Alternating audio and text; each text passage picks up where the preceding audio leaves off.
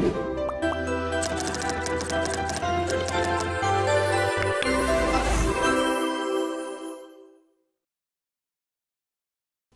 video ini kami akan memaparkan materi singkat mengenai penduduk dan angkatan kerja.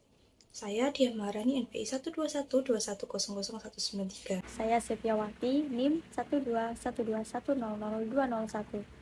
Penduduk adalah warga negara Indonesia dan orang asing yang bertempat tinggal di Indonesia.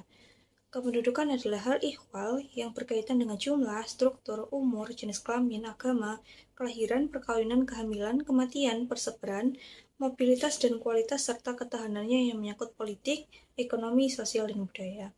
Ada 4 macam pengelompokan penduduk. Yang pertama adalah aspek biologis, yaitu penduduk di suatu desa digolongkan berdasarkan umur dan jenis kelamin. Kedua, aspek ekonomis, yaitu penduduk berdasarkan jenis pekerjaan dan tingkat pendapatan. Komposisi dari penduduk ini menurut pekerjaan dapat dikelompokkan berdasarkan pekerjaan yang dilakukan oleh tiap-tiap orang. Yang ketiga, aspek sosial, yakni penggolongan penduduk berdasarkan tingkat pendidikan dan status perkawinan.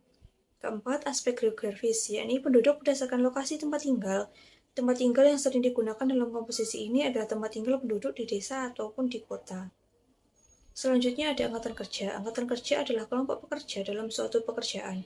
Hal ini umumnya digunakan untuk menggambarkan orang-orang yang bekerja untuk suatu perusahaan atau industri. Tenaga kerja dari suatu negara, baik yang bekerja ataupun yang pengangguran. Beberapa manfaat mempelajari kependudukan dan angkatan kerja adalah sebagai berikut. 1. Mempelajari kuantitas dan distribusi penduduk dan angkatan kerja dalam suatu daerah tertentu.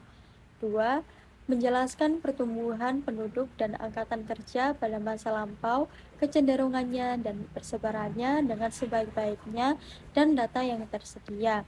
3. Mengembangkan hubungan sebab akibat antara perkembangan penduduk dengan bermacam-macam aspek organisasi sosial, ekonomi, budaya, lingkungan, dan lain-lain. 4.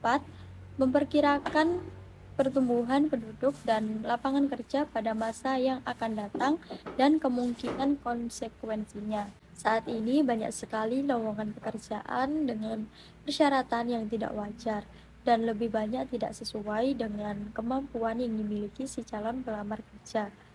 Oleh karena ada beberapa upaya yang dapat dilakukan untuk permasalahan tersebut, yakni yang pertama, calon pelamar bisa mengikuti program pelatihan terlebih dahulu sesuai dengan kemampuan yang dibutuhkan dalam persyaratan lowongan kerja tersebut.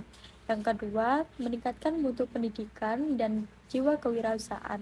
Yang ketiga, menyelenggarakan bursa tenaga kerja.